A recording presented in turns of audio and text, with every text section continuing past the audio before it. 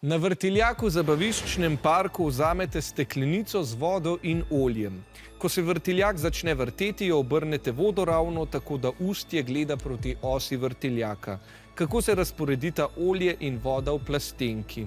Kot na sliki A, tako kot na sliki B, tako kot na sliki C ali na sliki D.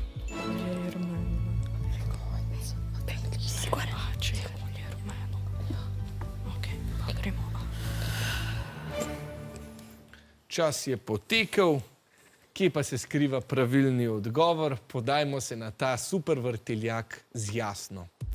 Pri kroženju se pojavi centripetalna sila. To je sila, ki vas tišči proti središču in jo občutite kot nasprotovanje temu, da bi odneslo vas ven iz kroženja.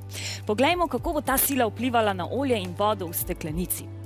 Večja, ko je masa, oziroma bolj, ko je gosta, večja je tudi centripetalna sila. To pomeni, da bo gostejša tekočina bolj silila navzven in se bo nahajala pri dnu steklenice. Torej bo voda na zunanjem delu steklenice in olje pri vrhu steklenice oziroma na notranjem delu.